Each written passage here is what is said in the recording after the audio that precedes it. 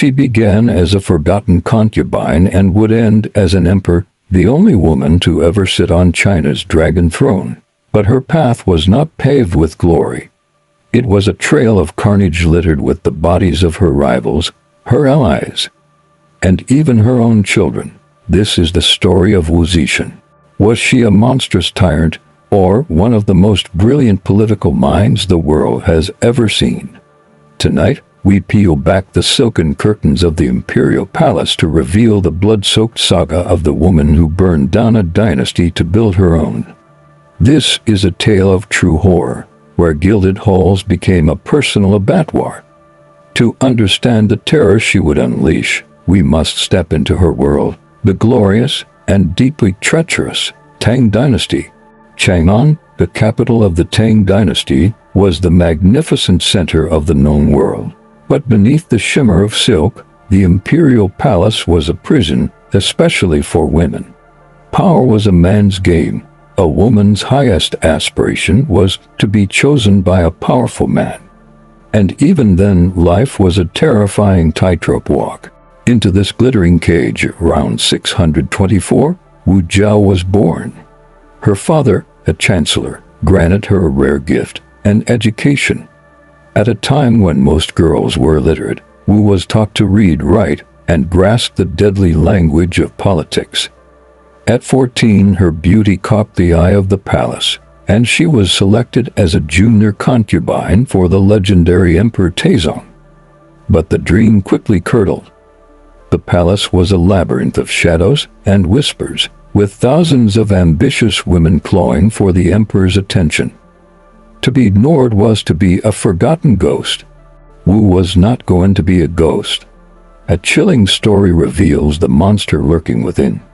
The emperor owned a ferocious, untamable horse.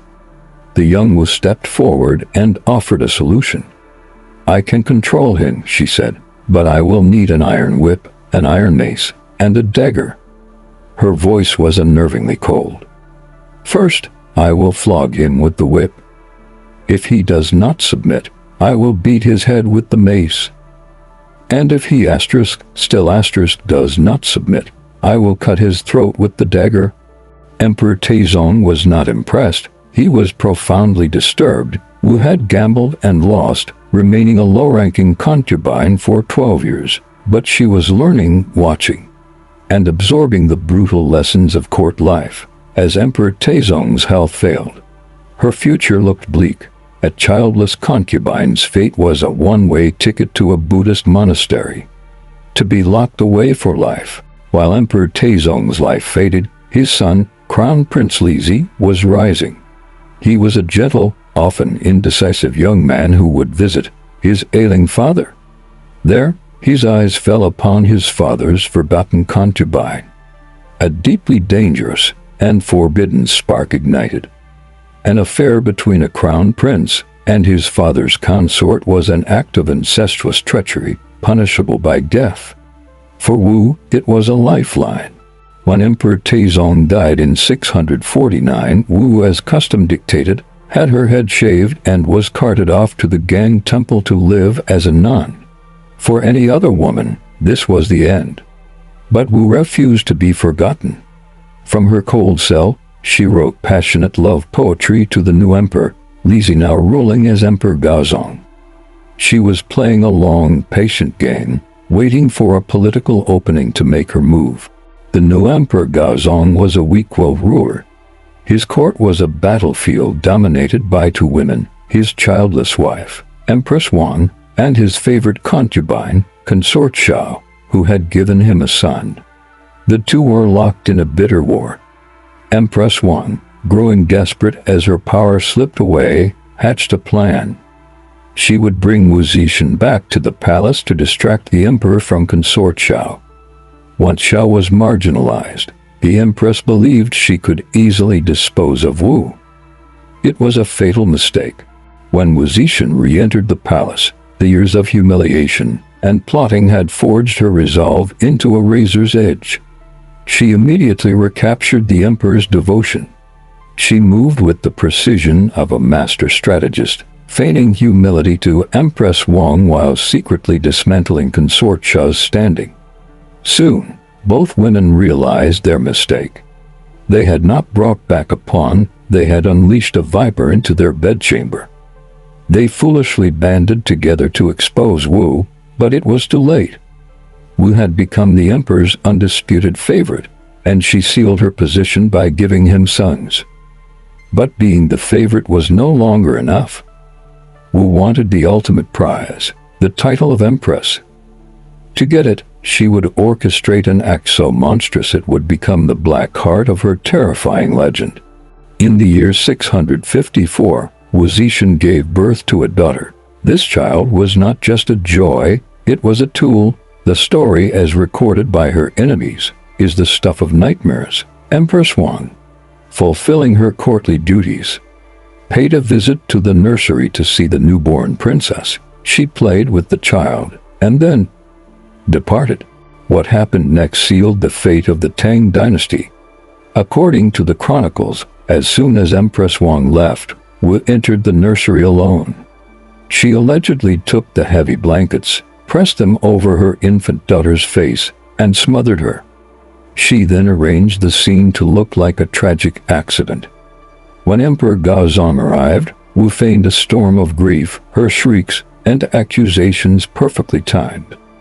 When a frantic emperor demanded to know who had been in the room, the palace staff, already loyal to Wu, reported that only Empress Wang had visited. The accusation hung in the air, thick as poison. Wu, through her tears, pointed the finger. The jealous, barren empress had murdered her child. Empress Wang had no alibi. She was trapped. Did it really happen? Historians have debated this for over a millennium. Some suggest the child died of natural causes, a tragic coincidence that a brilliant and opportunistic Wu expertly exploited. Others argue the story is slander, invented by historians horrified by a woman wielding such power. The truth is lost to time. But for Emperor Gaozong, there was no debate. He was convinced his wife had murdered his daughter. The path to deposing her was now a quest for vengeance. The powerful chancellors of the court were aghast at the idea of making Wu the new empress. They argued she was of low birth and had been a concubine to the emperor's own father. They underestimated her, with the emperor at her side. Wu began a brutal purge. The chancellors who opposed her were stripped of their posts, exiled, or forced to commit suicide.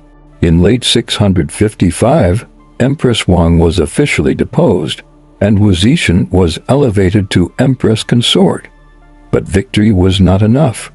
She needed vengeance. Empress Wang and the forgotten consort, Xiao, were imprisoned. When Emperor Gaozong expressed pity and foolishly promised their release, Wu's fury was absolute. She decided to make an example of them so gruesome it would be seared into the memory of the court forever. According to the histories, she ordered the two women to be given 100 brutal lashes. Then, their hands and feet were chopped off. Still alive, their mutilated bodies were thrown into large vats of wine. Wu is said to have sneered, "Now these two witches can get drunk to their very bones." They were left to drown in agony. This was the true beginning of Wu Zetian's reign, not as a ruler of state, but as the Empress of Blood. The court was now paralyzed by fear.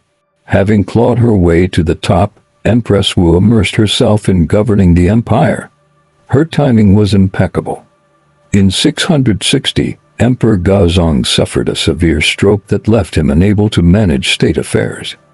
Wu stepped into the power vacuum. At first, she advised him from behind a screen, but soon she sat beside him in court, ruling openly. They became known as the Two Sages, but everyone knew she held the real power. To the shock of many, she was a brilliant leader. She launched sweeping reforms, expanding the imperial examination system to allow talented men from lower classes to rise based on merit, not birth. This created a new class of bureaucrats loyal only to her. She implemented policies to help peasants, improve farming, and redistribute land. Under her de facto rule, the Tang Empire stabilized and prospered. But this enlightened governance was built upon a foundation of absolute terror. As Empress Wu's power grew, so did her paranoia. To defend her unprecedented authority, she decided she must not merely rule, but terrorize. She established a network of secret police, loyal enforcers, and torturers who answered only to her. To feed this machine, she placed copper boxes in the capital. One slot was for anonymous denunciations of treason. A simple rumor could lead to a midnight arrest and torture, where victims would confess to anything to make the pain stop. A chilling story illustrates the horror. One of Wu's cruelest secret police chiefs, Zhou Xing, was himself accused of a crime. Wu sent another sadist, Lai Junqian, to investigate. Lai invited Zhou to dinner and asked for advice on a stubborn suspect. Zhou proudly explained his method. Take a large clay urn, build a fire on it, and place the suspect inside. He will confess to anything. Lai ordered his guards to bring an urn and light a fire. He then turned to his horrified guest and said, "Her Majesty has ordered me to investigate you. A summons has been issued for you to enter the urn." Terrified, Zhou confessed immediately. Wu's purges were relentless, even targeting her own family. Her eldest son, Crown Prince Li Hong, is believed to have been poisoned by her after he questioned her authority. She had another son, Li Xian, accused of treason, exiled, and forced to commit suicide. Her husband, Emperor Gaozong, finally died in 683. Rumors persist that she poisoned him, clearing the final obstacle to solitary power. After Gaozong's death, Wu's son, Li Xian, took the throne as Emperor Zhongzong. He lasted less than 2 months before Wu deposed him and sent him into exile. She then installed her younger, more pliable son, Li Dan, as Emperor Ruzong. He was a puppet, a prisoner in the palace, while Wu ruled openly as Empress Dowager. But this was still not enough. She wanted to rule in her own right, an idea unheard of in Chinese history. To achieve the impossible, she launched a brilliant propaganda campaign. Scholars discovered Buddhist texts prophesying a female ruler and unearthed stones proclaiming her the rightful sovereign. In 690, after a show of ceremonial refusal, she accepted a petition to take power. She forced her son to abdicate, took the name Emperor Zetian, and proclaimed the founding of a new dynasty, the Zhou. The Tang dynasty was declared dead. At 67, the forgotten concubine sat alone on the dragon throne.